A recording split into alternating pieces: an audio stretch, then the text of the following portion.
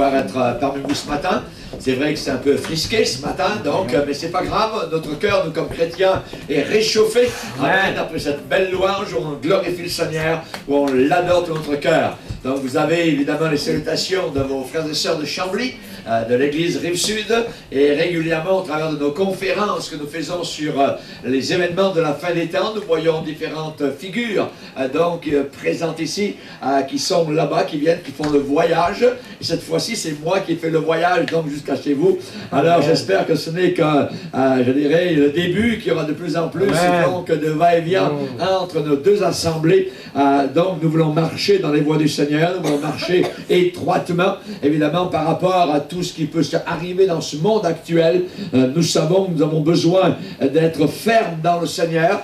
C'est une nouvelle année qui vient de commencer et nous avons besoin évidemment de reprendre des forces, un renouvellement puissant dans l'Esprit de Dieu pour faire la volonté de Dieu durant cette année donc 2012. Ce qu'elle va nous apporter, le Seigneur le sait, mais seulement nous devons être trouvés fidèles. Amen.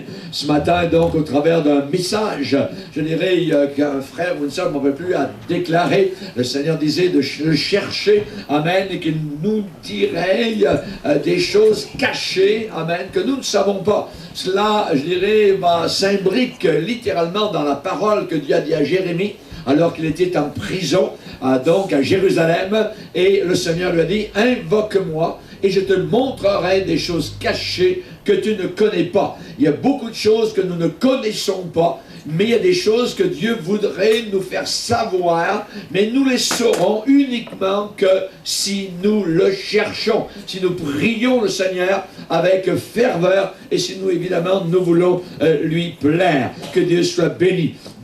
Bientôt, nous allons avoir une autre conférence, donc à Chambly, concernant la fin des temps, le 27 janvier, le dernier vendredi donc du mois de janvier. Nous parlerons particulièrement donc de l'écologie, les changements climatiques qui viennent dans le monde, et nous verrons cela par rapport donc à la parole de Dieu. Et quelques semaines, 2 semaines plus tard, donc nous serons en mission à Haïti, particulièrement donc dans ce pays qui a été ravagé par ce tremblement de terre où 200 000 personnes soudain ont disparu, je dirais, en quelques secondes.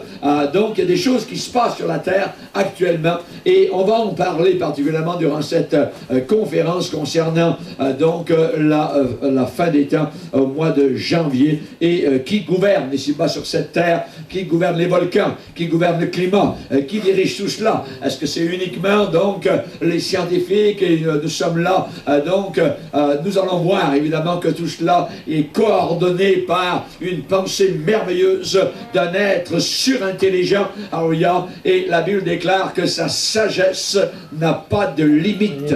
Imaginez, le Dieu que nous servons a une sagesse illimitée, sans aucune limite, et ce qu'il fait sur la terre, eh bien, a toujours un but. Il réalise ses plans dans ces derniers jours. À nous, évidemment, d'être attentifs à ce que le Seigneur, évidemment, est en train de nous dire par rapport au climat, aux volcans, aux tremblements de terre, et ainsi de suite. Et nous en parlerons donc le 27 janvier. J'ai amené aussi avec moi donc plusieurs DVD, des CD aussi, d'enseignements, de conférences, et vous pourrez les voir, donc particulièrement à la table de livres à la fin, et vous pourrez donc consulter tout cela afin que vous puissiez donc être exhortés. Je bénis le Seigneur pour votre pasteur qui m'a invité. Il est à l'extérieur. C'est avec une grande joie, puisque on a appris à le connaître un petit peu, donc depuis qu'il vient à nos conférences à Chambly, Rive-Sud. Il y a plusieurs membres. Roland vient régulièrement avec son épouse, ainsi de suite. Il y a des personnes, donc je ne peux pas donner de nom, mais je sais qu'elles ne sont pas inconnues par rapport donc à ces rencontres qui ont lieu. Que Dieu puisse bénir abondamment chacun de nos cœurs. Nous ne formons qu'un seul corps. Amen. Nous avons différentes assemblées, mais nous ne sommes qu'une seule famille dans le Seigneur, puisqu'ensemble nous disons notre Père. Amen. Amen. Nous le disons à la première personne du pluriel, parce que nous sommes plusieurs, mais nous avons un seul Père, et nous sommes frères et sœurs dans le Seigneur. Ce matin, j'ai prié le Seigneur pour savoir qu'est-ce que je devais vous dire. Amen. Je ne connais pas particulièrement l'assemblée ici, mais je sais que les besoins, évidemment, sont identiques à beaucoup d'autres assemblées dans le monde. Et j'ai pensé parler ce matin sur les membres de l'Église, les membres de l'Église chrétienne. Et j'ai choisi, sélectionné particulièrement 4 membres donc qui existent, qui ont existé et qui existeront dans n'importe quelle église, assemblée chrétienne autour de la terre. Et on va lire, si vous voulez bien, la parole de Dieu dans 2 Timothée chapitre 4. On va se lever, si vous voulez bien, pour lire la parole de Dieu et ensuite nous demanderons au Seigneur de bénir ce pain, et que ce pain spirituel puisse vraiment nous nourrir ce matin. 2 Timothée chapitre 4, verset 6.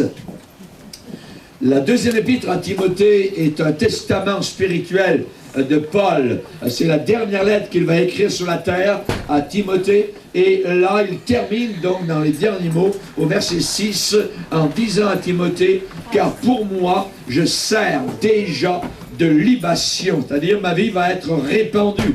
Je vais mourir. Car pour moi, je sers déjà de libation et le moment de mon départ, c'est-à-dire de ma mort, approche. Le moment de mon départ approche. J'ai combattu le bon combat, j'ai achevé la course, j'ai gardé la foi. Désormais, la couronne de justice m'est réservée. Le Seigneur, le juste juge, me la donnera dans ce jour-là. Et non seulement à moi, mais encore à tous ceux qui auront aimé son avènement. Viens au plus tôt vers moi, car Démas m'a abandonné par amour pour le siècle présent. Et il est parti pour Thessalonique. Crescens est allé en Galatie, Tite en Dalmatie, Luc seul est avec moi. Prends Marc et amène-le avec toi, car il m'est utile pour le ministère. On va aller plus loin, verset 14. Alexandre, le forgeron, m'a fait beaucoup de mal. Le Seigneur lui rendra selon ses œuvres. Garde-toi aussi de lui, car il s'est fortement opposé à nos paroles. Amen. On va demander au Seigneur de bénir sa parole. Seigneur, nous sommes devant toi ce matin. Et combien nos cœurs sont réjouis de voir ces hommes et ces femmes qui sont venus de près ou de loin pour venir entendre ta puissante parole. Nous te demandons que le glaive du Saint-Esprit, l'épée de l'Esprit, puisse continuer à virevolter, Seigneur, dans nos cœurs. Que nous puissions, Seigneur, l'écouter. Que nous puissions y être attentifs. Nous te demandons, Seigneur Jésus, que tout lien, toute maladie, Seigneur, toute difficulté, Seigneur, soit totalement écrasée devant cette parole puissante, et nous te prions que nous puissions nous y soumettre. Nous ne voulons pas seulement l'entendre, l'écouter, mais nous voulons aussi nous y soumettre. Nous voulons y obéir. Je te prie de bénir et d'encourager, de fortifier puissamment chacun de tes enfants, Seigneur, que tu as sauvés dans ta grâce, qui sont recouverts de ton sang, qui sont aspergés par le sang de la croix du calvaire, que tu as laissé couler de tes membres, qui étaient véritablement cloués sur le bois de la croix. Veuille bénir ce matin, Seigneur Jésus, chacun de tes enfants, chacune de tes brebis, Seigneur. Et si quelqu'un n'est pas sauvé ce matin, sauve-le, délivre-le, pardonne ses péchés. Si quelqu'un est malade, je te prie, Seigneur, de guérir son corps endolori, Seigneur, que la maladie soit chassée au nom puissant de celui qui est vainqueur de toute maladie. Merci, mon Père, parce que tu es là pour agir, tu es là pour bénir, tu n'es pas là pour condamner, tu es là pour fortifier, tu es là pour consoler. Merci pour le Saint-Esprit de Dieu qui vient sur nous comme il est descendu sur toi au Jourdain lorsque Jean-Baptiste t'a baptisé dans l'eau. Merci Seigneur, alléluia. Oh mon Sauveur, nous voulons te dire avec Jean-Baptiste, tu viens à nous Seigneur, et c'est nous qui avons besoin d'aller vers toi. Nous te remercions, nous avons tant tant de besoins, Seigneur, et tu viens vers nous, tu viens jusqu'à nous, tu viens nous rencontrer, Seigneur, sur le terrain de ta parole, sur le terrain de ta présence. Béni soit ton nom. Merci pour le Saint-Esprit qui agit encore et qui veut encore se manifester dans des signes, des miracles, des prodiges, des fortifications dans nos cœurs. Au nom de Jésus. Amen. Et tout le peuple dit Amen. Alléluia. Gloire à Dieu. Vous pouvez vous asseoir, frères et sœurs. Alléluia. Gloire à Dieu. Merci Seigneur. 4 membres d'église. Ce matin, nous allons voir, alors il y a 4 membres d'église. Nous allons parler de 4 personnes. Tout d'abord de Démas. Ensuite, on va parler de Luc, au verset 11. On va parler ensuite de Marc. Et ensuite, on va parler de Alexandre. 4 personnes que l'on retrouve aujourd'hui dans n'importe quelle assemblée. Et on sait que lorsque Paul a écrit cela, c'est un homme qui est âgé, c'est un homme qui, évidemment, a vécu beaucoup de difficultés, mais il est resté vainqueur, puissant en Jésus-Christ. C'est l'apôtre Paul, et l'apôtre Paul écrit à Timothée, et il se rappelle particulièrement de 4 personnes. Et j'aimerais me poser la question ce matin, au travers des 4 personnes, nous allons voir, êtes-vous comme l'un d'eux? Êtes-vous comme l'une de ces personnes-là? Et c'est là justement où nous allons nous voir, ou peut-être, évidemment, donc dire non, je ne suis pas ce genre de personne-là. Ou bien, j'ai besoin d'être telle autre personne. Vous savez que lorsque l'Évangile nous a percutés, lorsque l'Évangile nous a été annoncé, évidemment, donc, nous sommes venus à l'Église du Seigneur. Nous sommes entrés dans l'Église de Dieu, dans l'Assemblée du Seigneur. Et Jésus a dit, le royaume des cieux est semblable à un filet qui est jeté dans la mer et ramassant des poissons de toute espèce. Dans l'Église du Seigneur, il y a toutes sortes d'espèces de poissons. Amen. Il y a toutes sortes de poissons et le filet de l'Évangile, évidemment, ramasse toutes sortes de poissons et de personnes. J'aimerais tout d'abord vous dire qu'appartenir à une église locale ne vous sauvera pas.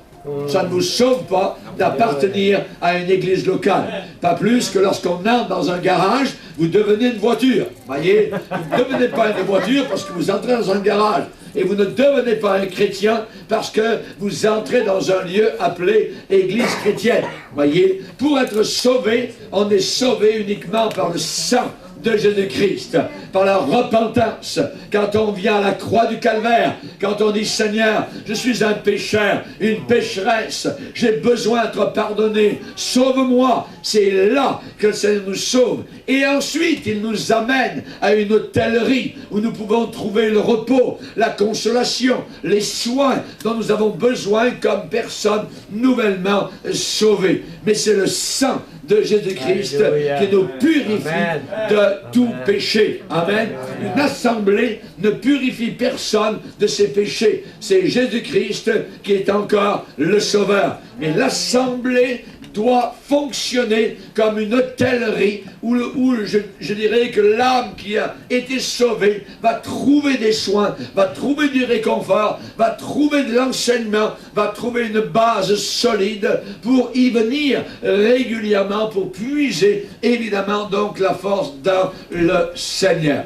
Être membre d'une église, voyez, et y venir régulièrement, la supporter par nos dîmes et nos offrandes, eh bien c'est très bien. Ainsi on pourra compter sur vous, ainsi l'église peut aller de l'avant, ainsi vous serez sur l'équipe de l'église et vous allez pouvoir jouer votre part à l'intérieur de cette assemblée locale.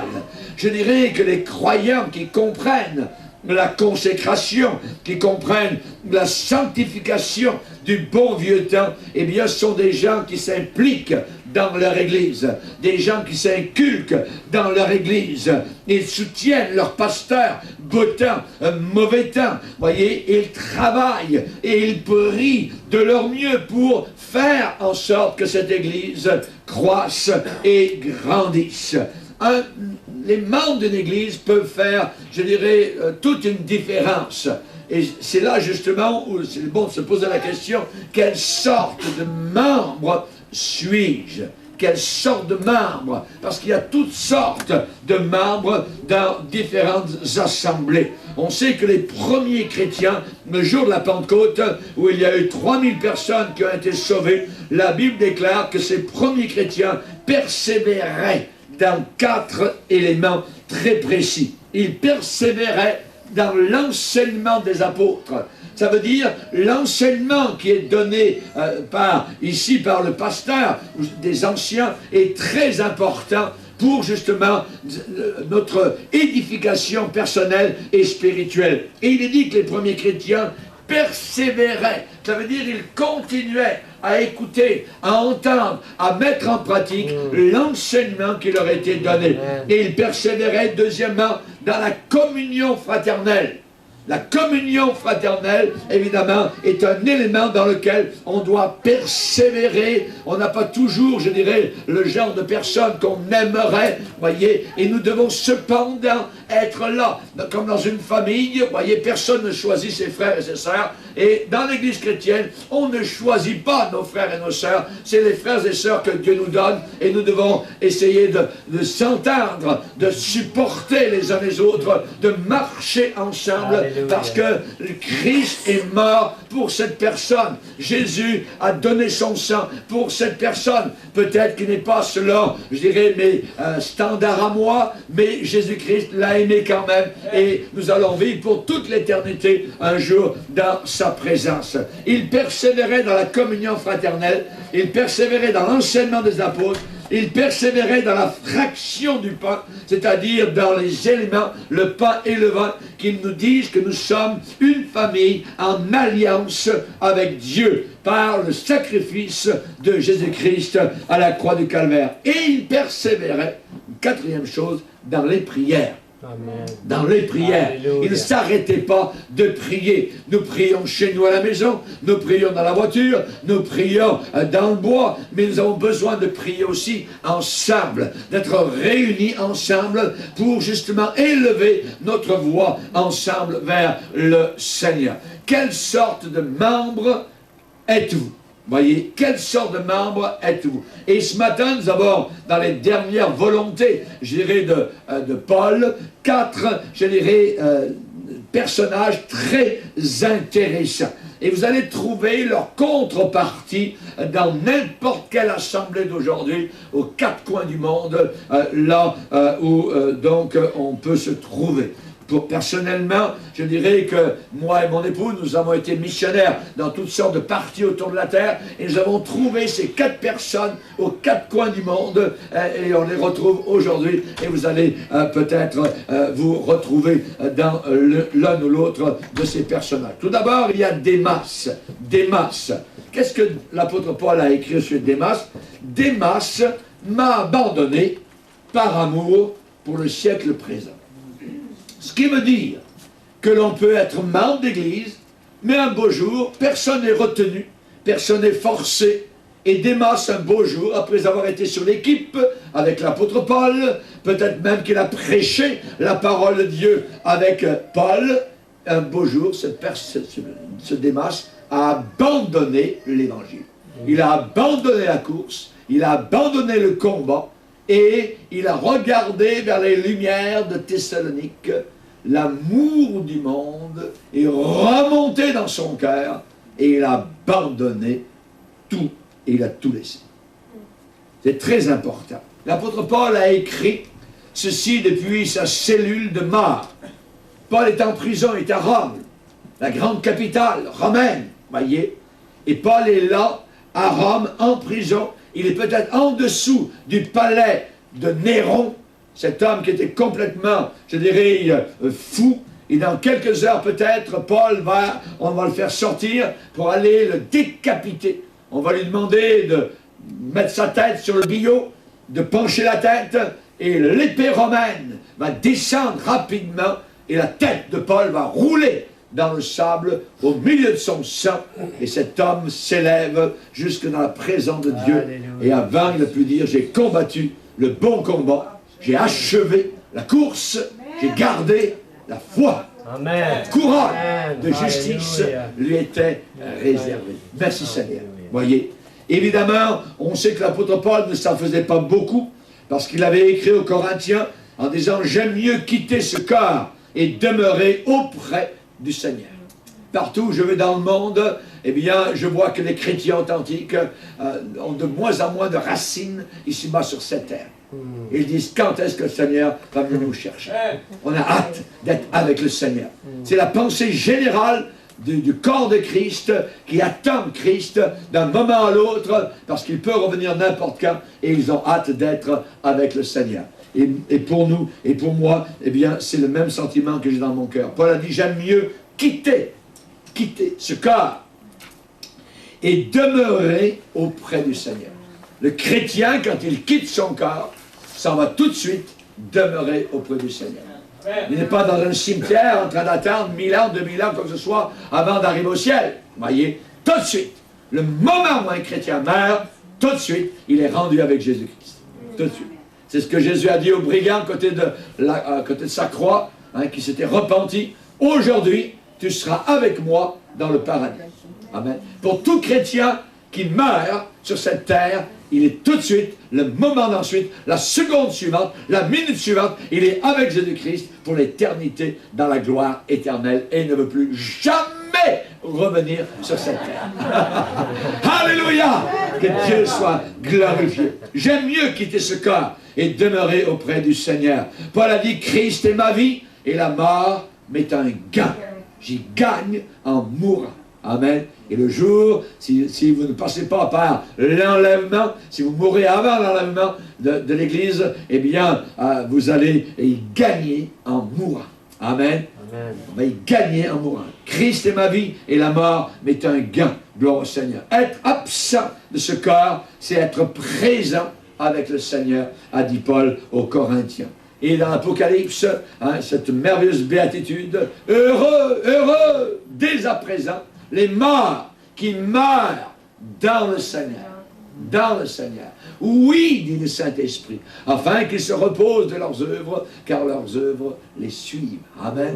La vraie retraite, elle n'est pas sur la terre. Les grandes vacances, ce n'est pas sur la terre, c'est là-haut dans le ciel pour les chrétiens. Et ça dure longtemps, et c'est pour toute l'éternité. Amen. Alléluia. Merci Seigneur. Que Dieu soit béni. Ce qui est arrivé avec Démas, c'est qu'il a eu un problème. Démas, à un moment donné dans sa vie, n'arrivait plus à supporter les difficultés d'être un chrétien. Il ne pouvait plus à un moment donné, il a fait sauter le joug, littéralement. Il a regardé vers le monde, et le monde l'a attiré. Il était fatigué de suivre Paul, d'avoir toujours des difficultés, toujours des combats, toujours des souffrances. Et on sait que la vie chrétienne n'est pas une vie facile, voyez.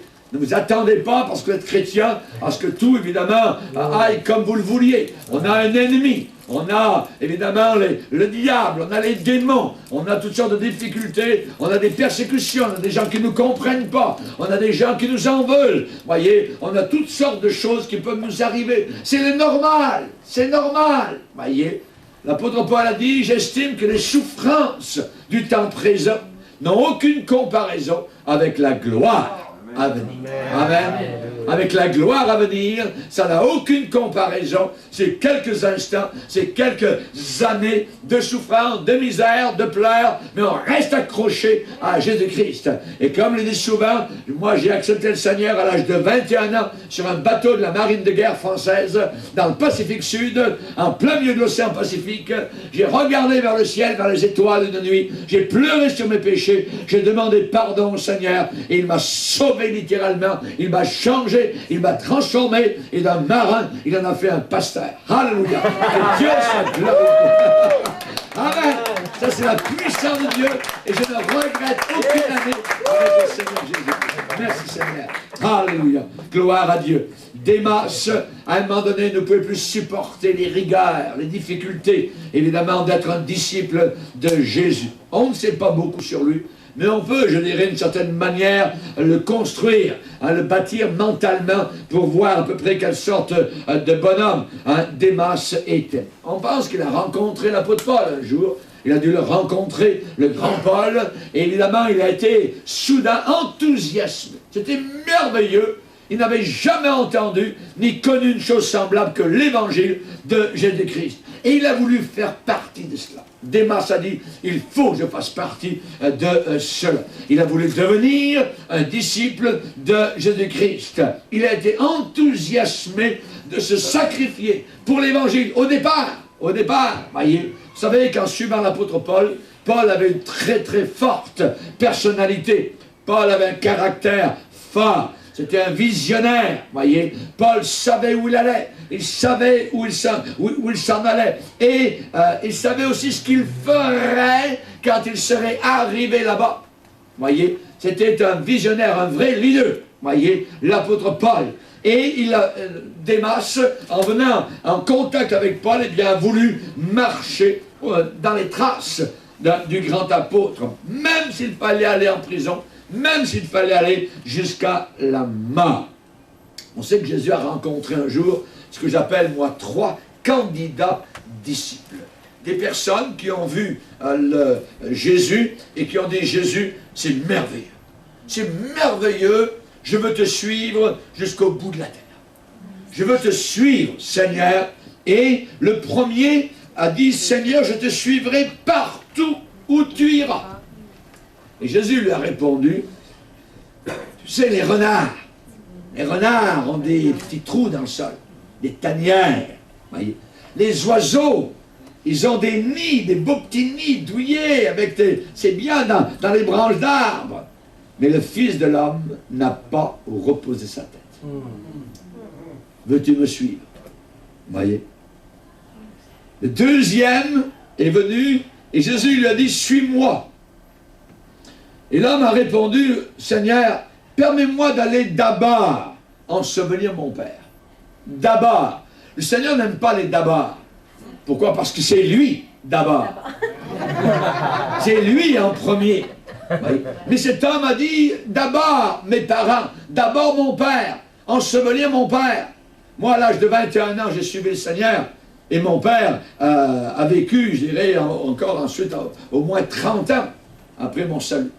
Si j'avais dit, Seigneur, je te suivrai, mais d'abord je vais ensevelir mon Père. Je vais attendre qu'il meure, et quand mon Père sera mort, je te suivrai.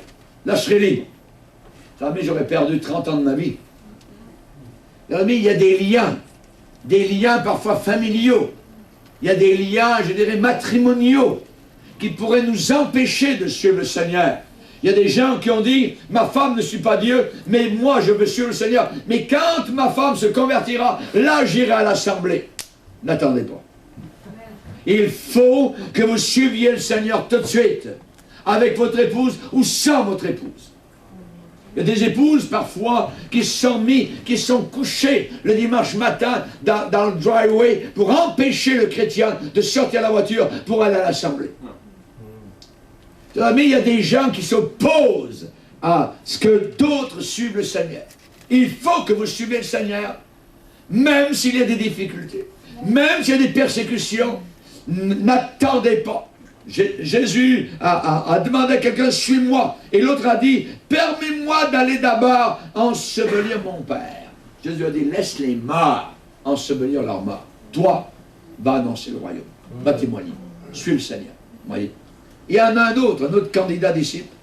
Oh Seigneur, c'est trop merveilleux. Je vais te suivre, mais permets-moi d'aller d'abord prendre congé de ceux de ma maison. Encore là, des liens familiaux. Jésus a dit, quiconque met la main à la charrue et regarde en arrière n'est pas propre au royaume de Dieu. Quand vous avez commencé à mettre les mains à la charrue de l'évangile, continuez jusqu'au bout. Sans jamais regarder en arrière, quel que soit le prix à payer. Et il y a des prix parfois qui sont durs à payer.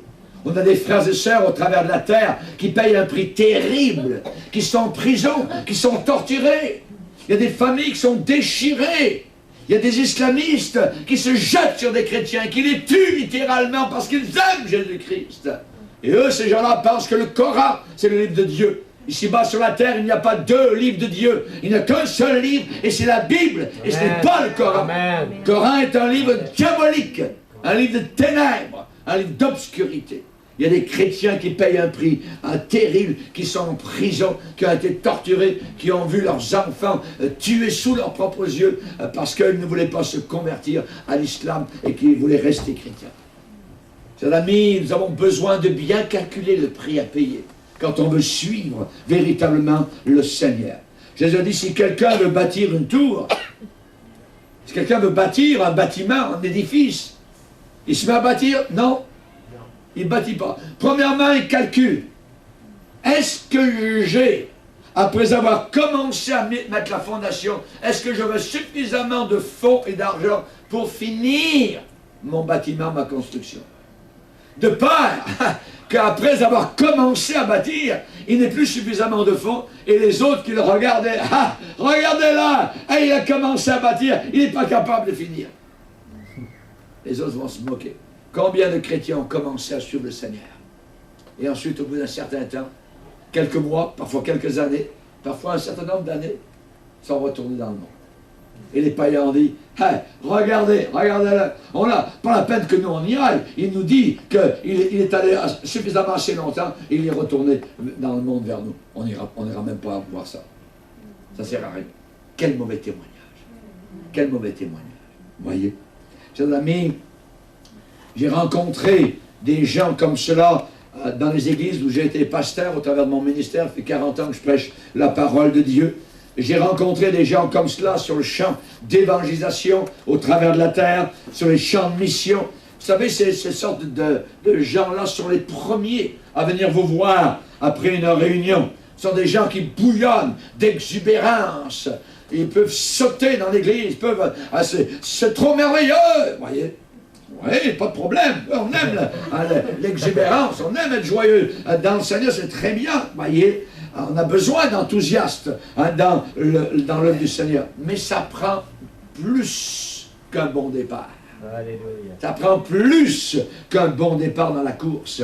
Ça prend une bonne arrivée. Une bonne arrivée.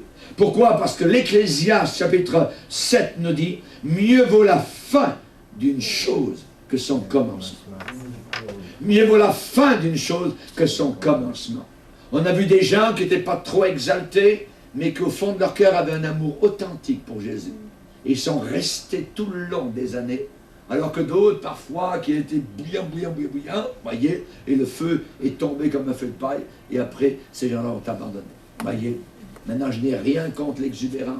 Voyez, il faut vraiment être encouragé et être bouillant pour le Seigneur. Mais le bon départ ne suffit pas. Il faut une bonne arrivée. C'est l'arrivée qui compte. À la fin de sa vie, l'apôtre Paul pouvait dire « J'ai combattu le bon combat. J'ai achevé, fini. J'ai fini la course. » Et nous n'avons pas fini la course. Il n'y en a aucun ce matin de nous qui a fini la course. Et vous savez que le diable a des ruses pour chacun de nous jusqu'à la fin.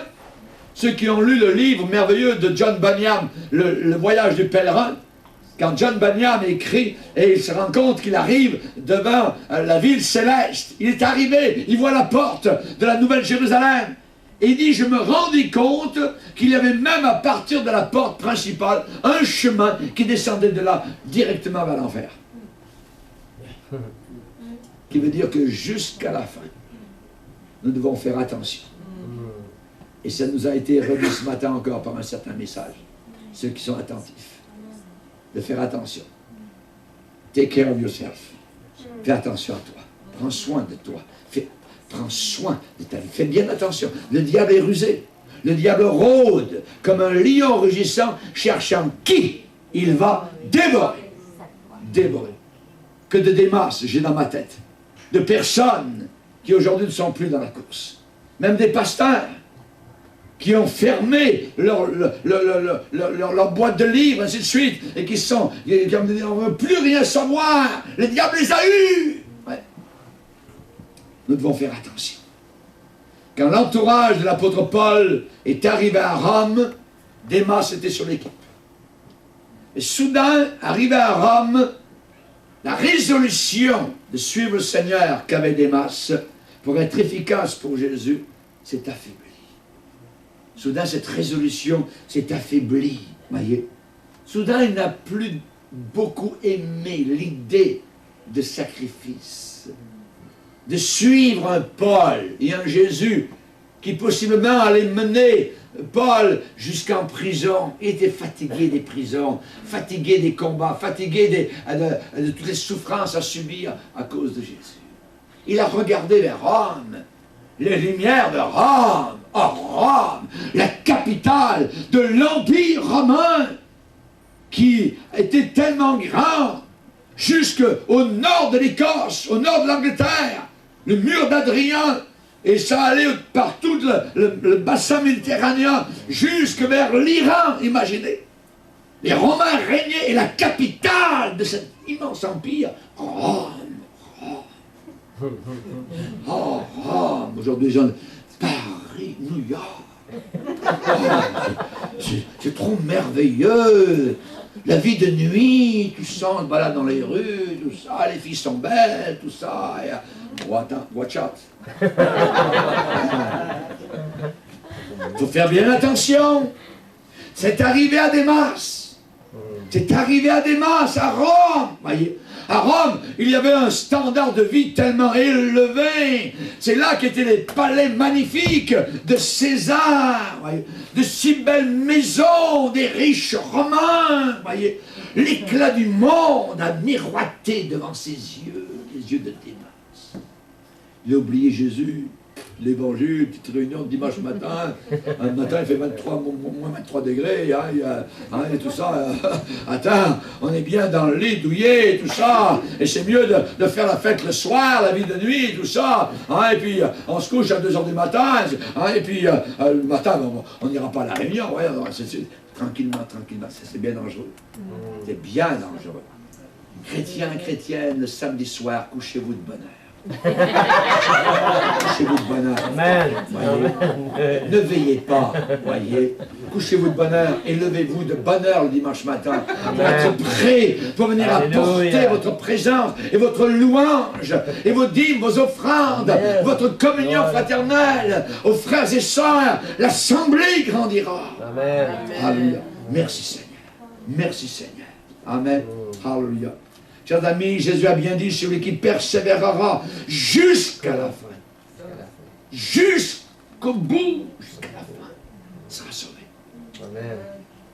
Nous avons un ennemi jusqu'à la fin. Jusqu'à la fin. Nous ne devons jamais prendre les choses à la légère. Don't take it easy. Vous voyez, il faut faire attention. Voyez. Et Démas, soudain arrivé à Rome, n'a plus aimé l'idée de se sacrifier pour le Seigneur.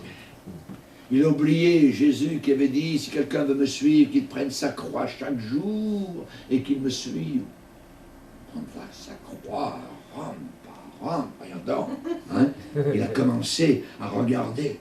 Pourquoi suivre l'apôtre Paul, être un prisonnier, alors qu'on pourrait être un playboy? Hey! Voyez? La Bible dit dans le Proverbe, quand Dieu approuve les voies d'un homme, il le délivre de la femme pernicieuse, la femme méchante, la femme malicieuse. Hein? On va lire un passage dans Ecclésiaste. Ecclésiaste, chapitre 7. Le livre de l'Ecclésiaste avant Ésaïe. Ecclésiaste, chapitre 7. C'est Salomon qui a écrit ce livre-là. Et il va dire au verset 25... Je me suis appliqué, donc j'ai mis toute mon application, je me suis appliqué dans mon cœur à connaître, c'est-à-dire à savoir, à sonder les choses, à sonder et à chercher la sagesse et la raison des choses. Pourquoi telle chose? La raison des choses. Et il a cherché aussi à connaître la folie de la méchanceté et la stupidité de la sottise.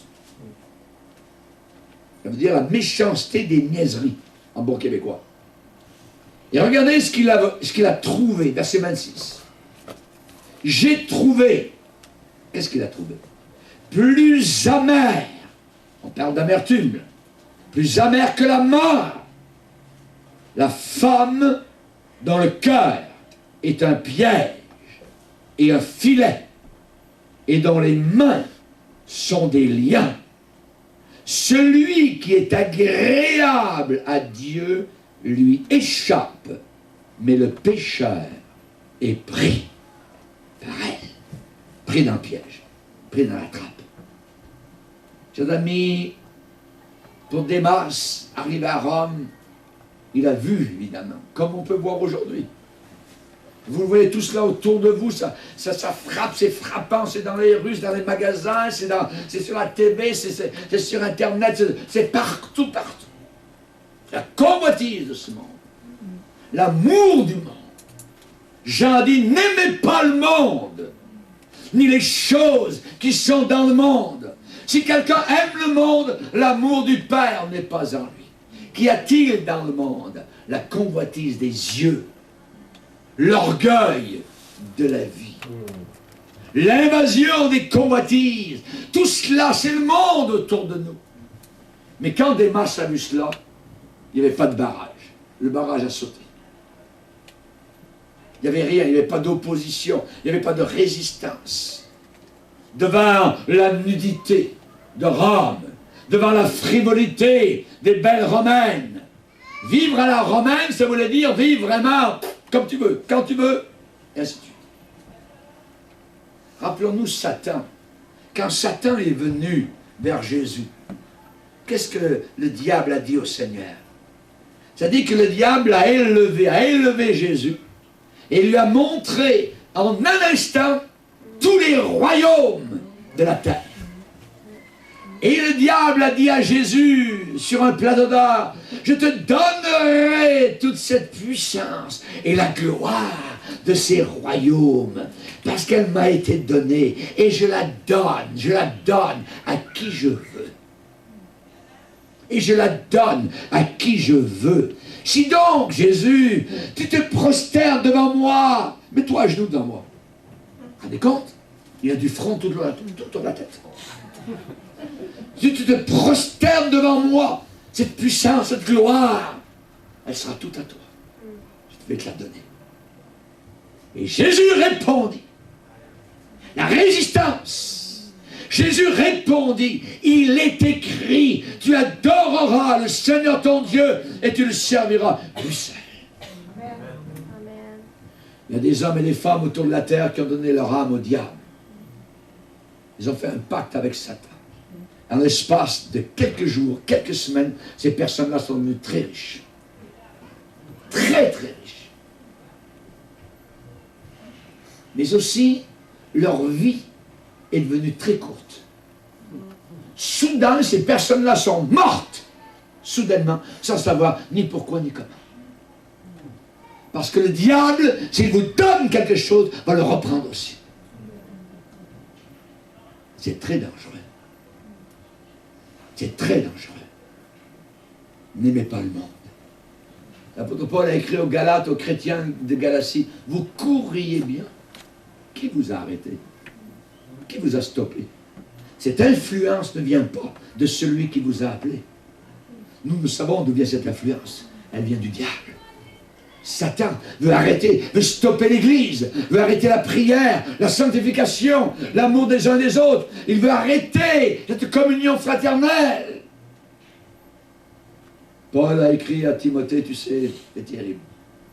Démas m'a abandonné par amour pour le siècle présent. Parce qu'il a aimé la pourriture et la saleté et l'orgueil et la richesse de ce siècle présent. Et il est parti pour Thessalonique. Il est parti pour Thessalonique. Démas a sorti de son esprit, de son cœur, la prison où était l'apôtre Paul.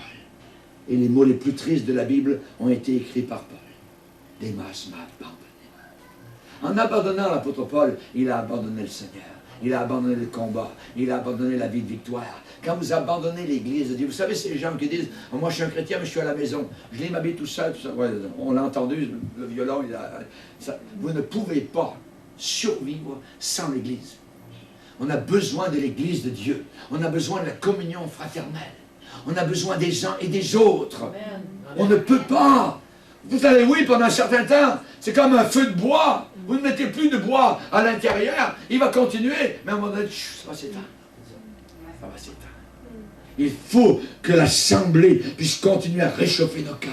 N'oublions pas qu'à la fin des temps, le Seigneur a dit, un des signes de la fin des temps, et dans le domaine particulièrement religieux, les gens aimeront le plaisir plus que Dieu. Plus que Dieu. Le plaisir plus que Dieu. Est-ce que l'assemblée, est-ce que la Bible, est-ce que la prière, c'est votre plus? Est-ce que c'est en priorité?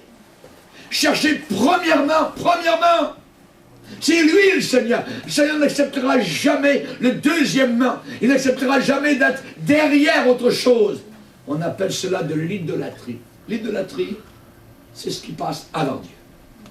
Qu'est-ce qui passe avant Dieu? Ça peut être des biens matériels, ça peut être une épouse, ça peut être des enfants. Si quelqu'un aime son père, sa mère, plus que moi, n'est pas digne de moi. Il demande l'exclusivité, la totalité de ton cœur. Ton corps, ton âme, ta vie, tout lui appartient.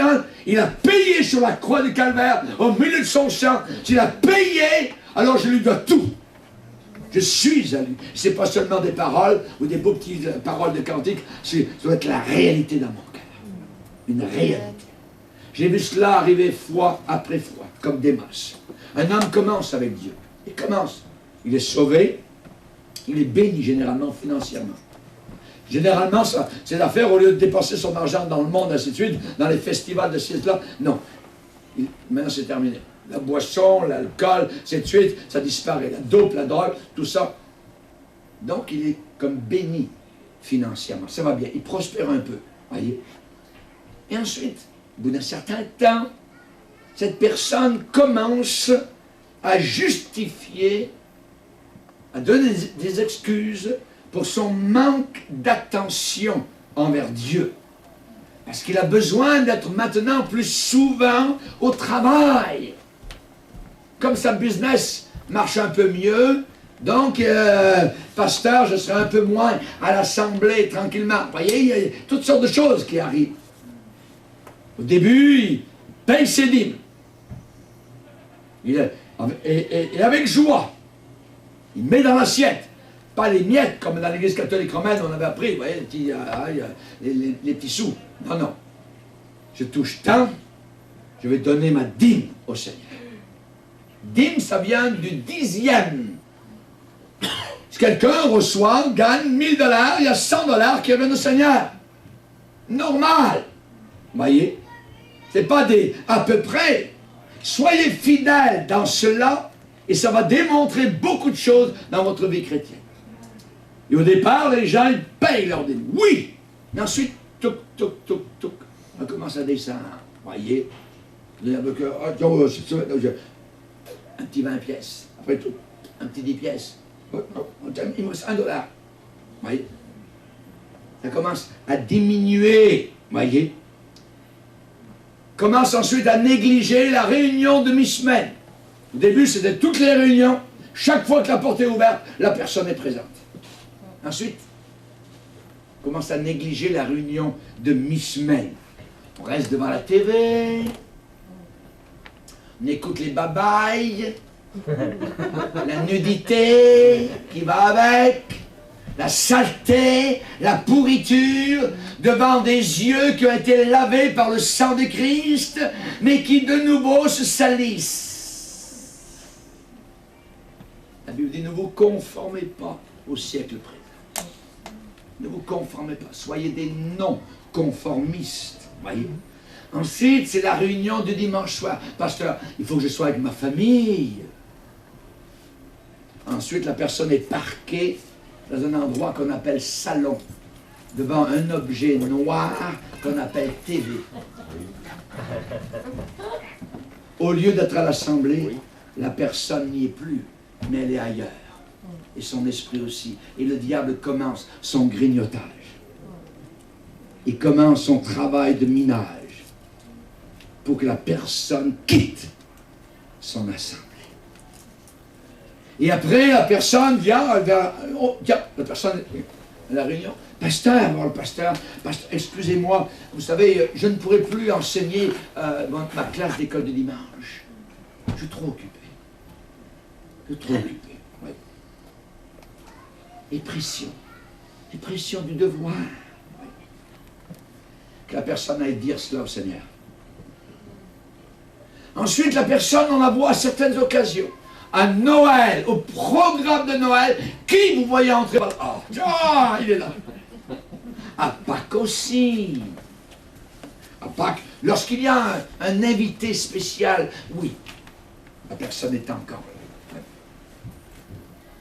Vous savez, ces personnes-là, vous ne les verrez jamais participer aux missions, vous ne les verrez jamais participer aux réunions de prière, et l'œuvre du diable a vraiment fait ensuite son travail. Démas a déserté. Comment ça peut se faire? Comment une telle chose peut arriver? Le diable s'y prend de loin. S'y prend de loin. Si vous n'êtes pas sur vos gardes, je dirais, vous allez y passer aussi au tamis. Et vous pouvez être totalement défait par le diable. Il faut que vous soyez en train de prier, en train de chercher Dieu, en train de fléchir le genou. Et je dis bien, genou à terre. Vous savez, les genoux à terre, voyez? Genoux à terre, ça vous oblige à rester au même endroit. Vous ne pouvez pas bouger les deux genoux par terre, voyez?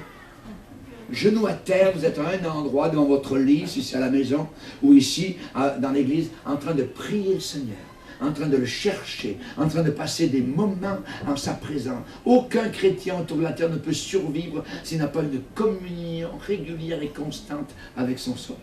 C'est impossible. Jean dit, notre communion est avec le Père et avec son Fils. Notre communion est avec le Père et avec son Fils, par le moyen du Saint-Esprit. Chers amis, c'est dangereux d'être comme Démas. Très dangereux, voyez.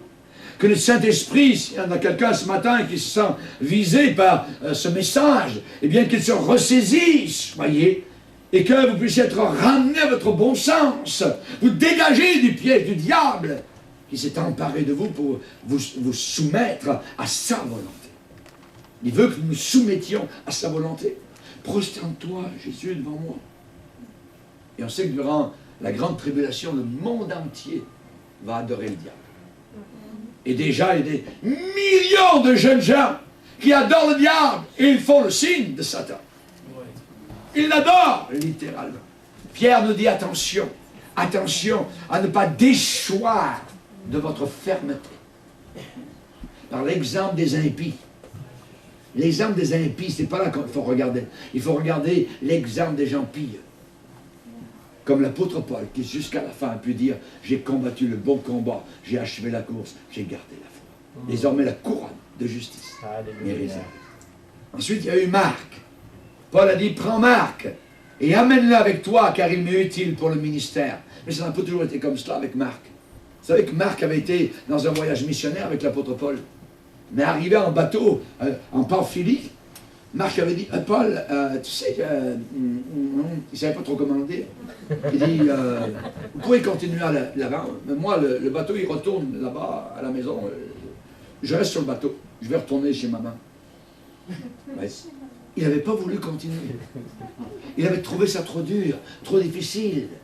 Paul allait affronter les païens.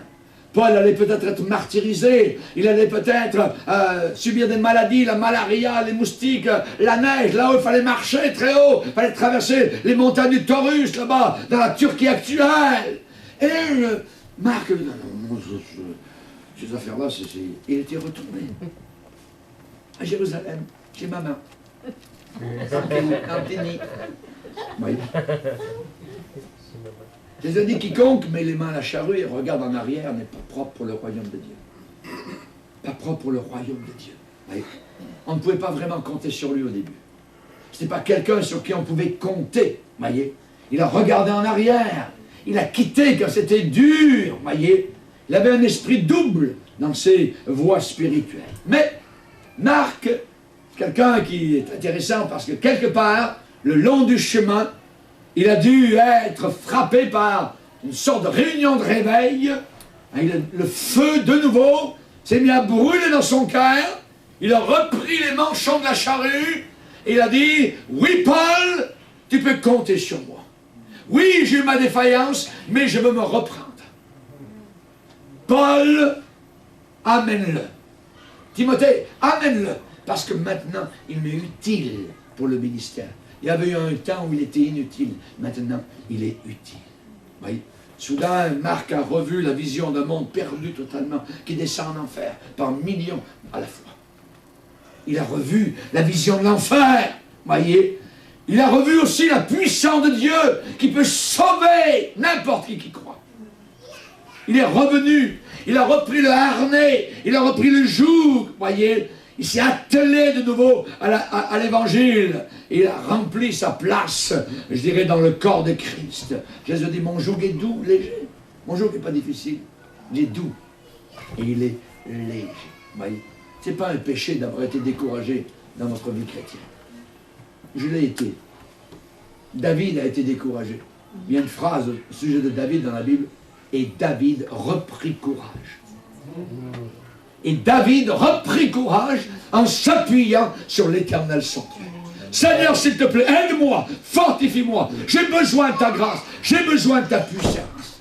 Ce n'est pas un péché d'être découragé. On sait que le découragement a sans doute touché chaque chrétien. Vous pouvez avoir bronché, vous pouvez avoir trébuché, même parfois chuté. Il irait même délaisser l'Église.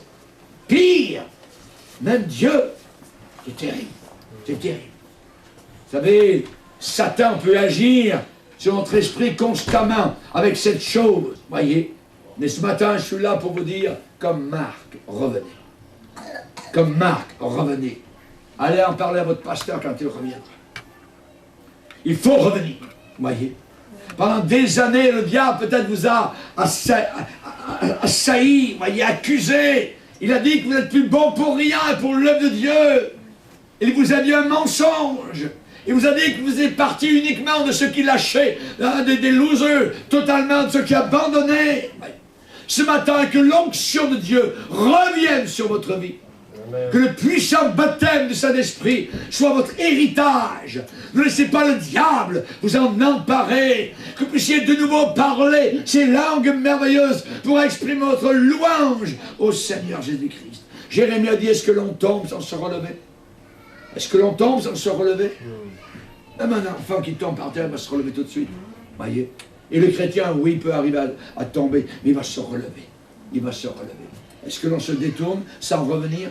Va te poser la question, c'est Jérémie qui la pose. Ça peut arriver, mais il y a une restauration. David a dit au psaume 23, l'Éternel est mon berger, il restaure mon âme. Il restaure mon âme, il ramène mon âme. Le lumignon peut-être est rouge, le Seigneur ne va pas éteindre tout ça. Il va souffler doucement avec l'Esprit de Dieu pour ranimer. Tout d'un coup, la flamme est de nouveau là. La flamme sera là. Ne te décourage pas, mon frère ou ma sœur. Alléluia. Amen, Marc, car il m'est utile pour le ministère. Et vous pouvez être utile, très utile, dans l'œuvre de Dieu, dans votre assemblée et ici. Ne laissez pas Satan vous priver de récompense due au travail que vous allez accomplir pour le Seigneur Jésus-Christ. C'est la promesse qui a été faite à l'église de Thyatire. Retiens ce que tu as, que personne ne prenne ta couronne. Garde ce que tu as. Le diable voudrait prendre notre couronne. Comme il l'a pris au roi Saül, sa couronne a roulé sur les montagnes de Gilboa lorsqu'il s'est suicidé. Ça a été terrible. Et le diable voudrait que notre couronne roule aussi dans la poussière de ce monde. Non. Un autre, Alexandre. Alexandre, c'est un autre cas. Paul a dit, tu sais Timothée, dans mon ministère, Alexandre, c'est un forgeron. Il avait comme métier de forger. Il ne forgeait pas uniquement le fer, bang, bang, bang. Il forgeait des complots. Il forgeait des divisions. Il forgeait des accusations contre le pasteur, contre l'homme de Dieu, contre telle chrétienne, contre tel chrétien. Alexandre le forgeron m'a fait beaucoup de mal. Beaucoup de mal. Le Seigneur lui rendra selon ses œuvres. Garde-toi aussi de lui. Fais attention, watch out, ce bonhomme-là. Garde-toi de lui, car il s'est fortement opposé à nos paroles. L'apôtre Paul a dit, tu sais, Timothée, la vie chrétienne, c'est l'amour. Hein? C'est l'amour, il faut pardonner à tout le monde. Il faut pardonner avec sagesse. Ce genre de bonhomme-là, c'est pas l'amour. La solution à ce genre de bonhomme-là, c'est éloigne-toi de lui. C'est éloigne-toi de ces Alexandres. Ils font beaucoup de mal à l'Église de Dieu. Ils s'opposent aux pasteurs. Ils s'opposent aux dirigeants. Ils accusent. Ils montent des complots. Ils forgent toutes sortes de choses pour que l'Église soit abattue. Le Seigneur va leur rendre selon leurs œuvres. Le Seigneur leur rendra selon leurs œuvres. Voyez, Satan utilise les Alexandres. J'aimerais vous dire, si vous avez un Alexandre dans votre entourage, ne prenez pas cela personnellement, parce qu'en réalité, c'est contre Dieu que Satan en veut. Mais il utilise sur la terre ces Alexandres. Voyez. Évidemment, on sait que Paul, un jour, a dit au sujet d'un homme, « Je l'ai livré à Satan, afin qu'il apprenne à ne pas blasphémer. » Alexandre a fait beaucoup de mal à Paul. Beaucoup de mal, voyez. Cet homme l'a fait dans un but précis, avec malice, méchanceté dans son cœur. Alexandre devait peut-être suivre l'apôtre Paul, et il contredisait ses paroles. Il pouvait s'asseoir dans une église. Paul pouvait prêcher, et ensuite, à la sortie, il voyait 2, 3 chrétiens. « Oh, vous savez, le pasteur, ce matin, il ne faut pas croire tout ce qu'il a dit, tout ça. Non, non, non, non, ainsi de suite, c'est comme ça. Venez dans ma cuisine, moi je vais vous parler, on fera une petite réunion de prière. » Très dangereux. C'est très dangereux, voyez. Ne faites jamais rien sans en parler à votre pasteur. Il se pourrait qu'il y ait un Alexandre qui se balade quelque part. La Bible dit, toute arme forgée contre toi sera sans effet. Alexandre le forgeron m'a fait beaucoup de mal. Le Seigneur lui rendra selon ses œuvres. Vous savez, ces gens-là qui divisent des assemblées. La Bible ne parle pas à la légère de quelqu'un qui divise une assemblée qui marche avec Dieu, qui est authentique, qui marche dans l'humilité, dans la saine doctrine, dans la pureté. Ah. La Bible dit de s'éloigner de ces gens-là, de s'éloigner totalement de personnes semblables. Il y a un écrivain qui a dit qu'Alexandre, c'est possiblement qu'il est un des diacres. L'Église, c'est l'épouse de Jésus-Christ. À moins que cette Église soit apostate, alors sortez de là. Mais sinon, alors, il faut rester, il faut se tenir, il faut prier ensemble, se serrer les coudes, faire front commun face à l'ennemi. Et le dernier personnage, c'est Luc. Paul va dire, Luc seul est avec moi. Luc seul est avec moi. Vous vous rendez compte? Il n'y a personne d'autre à Rome avec Paul que Luc, le médecin bien-aimé. Un homme de distinction qui a écrit tout l'évangile de Luc. Un homme rempli du Saint-Esprit. Un homme rempli de Dieu. Un homme baptisé quelque part du Saint-Esprit. Voyez? Il y a des Lucs dans nos églises. Et ils sont là. Je veux croire que ce matin, nous sommes des Lucs. Luc qui restent. Les citoyens du ciel se lèveront un jour et déclareront béni. C'est Luc qui reste. Envers et contre tout. Beau temps, mauvais temps. Il fait froid, il fait chaud. Ça n'a pas d'importance. On est là. On est fidèle à notre église. Et les pasteurs peuvent compter sur eux. Ce sont les fidèles. Ceux qui sont loyaux. La loyauté. Sont persévérants. Sont militants. C'est des membres d'église sur qui on peut compter. Alors, pour résumer, Démas a rejeté ses responsabilités. Il a vendu son âme pour les faveurs de ce monde. Marc est tombé au travail, mais il est revenu. Et il a été utilisé par le Seigneur. Alexandre a laissé la malice, le mal remplir son cœur et blesser l'église de Jésus-Christ. Et Luc, ce grand homme de Dieu, s'est tenu avec Paul dans l'heure la plus éprouvante de sa vie, juste à la fin de sa vie. Aux yeux du Tout-Puissant, aux yeux du grand El Shaddai, dans quelle catégorie êtes-vous ce matin? Dans quelle catégorie? Qui voudriez-vous vraiment être? Ne cachons pas nos talents. Faisons-les valoir. Le cantique que nous chantons dit, dans les jours où tout est joie, Dans les jours où tout est lumière, félicité, quand les fleurs sur notre voie s'ouvrent au soleil d'été, Dieu peut-il compter sur nous? Le pourra-t-il jusqu'au bout? Dieu peut-il compter sur nous?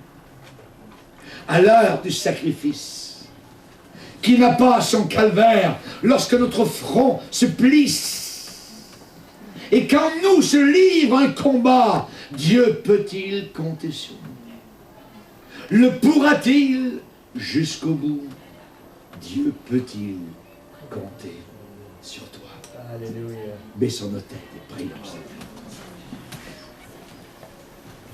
Seigneur, nous sommes devant toi. Nous sommes sous la puissance de ta parole. Et nous savons que l'enjeu est énorme. Une vie éternelle. Une vie qui ne finira plus. Une vie au paradis qui a été sauvée. Nous avons été arrachés du présent siècle mauvais. Nous ne voulons pas y retourner, Seigneur. Nous voulons nous en préserver. Nous te demandons, Seigneur, que ton Saint-Esprit nous remplisse.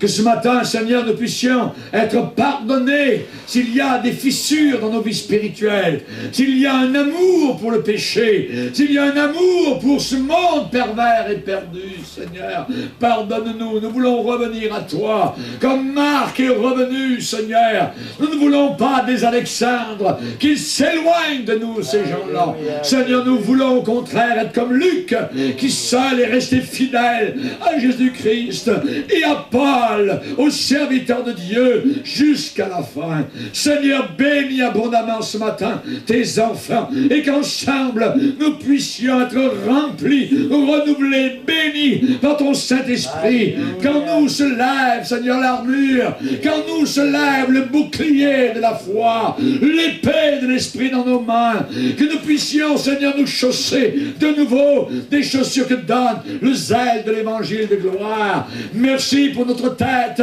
qui est revêtue du casque du salut. Merci mon Sauveur pour la ceinture de la vérité, la cuirasse de la justice. Aide-nous dans cette fin des temps à être de bons soldats, de bonnes soldates de Jésus-Christ, notre seul Sauveur. Amen. Et tout le peuple dit Amen. Amen. On va se lever ensemble, frères et sœurs. Alléluia. Gloire à Dieu.